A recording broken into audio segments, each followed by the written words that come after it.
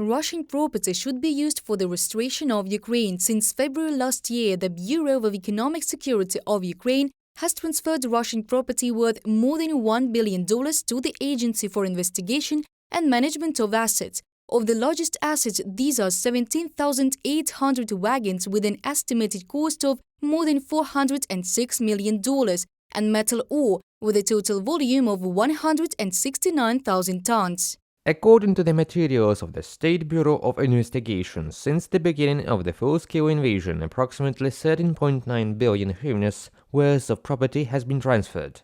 If these are real estate objects, then 275.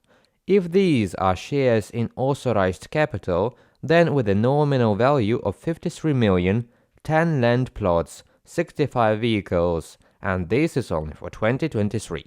Since the beginning of 2022, the National Police has transferred Russian assets arrested in 55 criminal proceedings to the Agency for Investigation and Management of Assets. We are talking, among other things, about the property that belonged to Putin's mate, the former People's Deputy of Ukraine, Viktor Medvedchuk.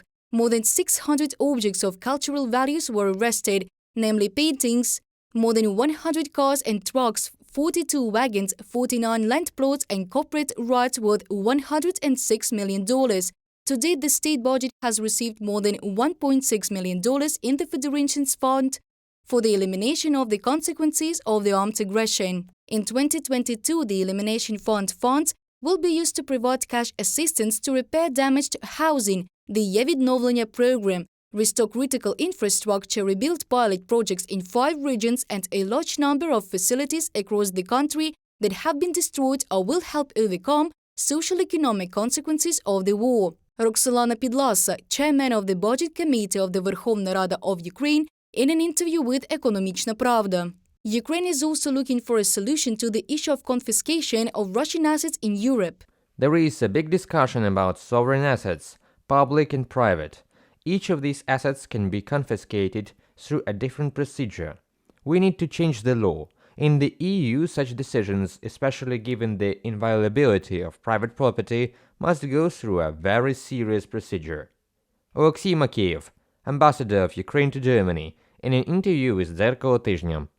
At the same time, the German Ministry of Finance reported that Russian assets worth more than 4 billion euros have been frozen in the country, and today in Berlin, they are considering mechanisms that would allow the usage of Russian assets to compensate for damage to Ukraine as a result of a full-scale war of the Federation. The European Commission also announced that the Kremlin should be held accountable.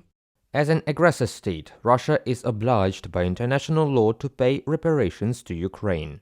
Valdis Dombrovskis, Vice President of the European Commission, in an interview with Handelsblatt newspaper. Recall that in May of this year, within the framework of the Council of Europe summit in Iceland, an international register of losses caused to Ukraine since the beginning of the Russian full-scale war was created. The agreement was supported by 43 states. The declaration should lay the foundation for an international comprehensive mechanism for compensating the victims of Russian aggression. Reported by Diana Kolesnik, Yulia Granovska, UATV News.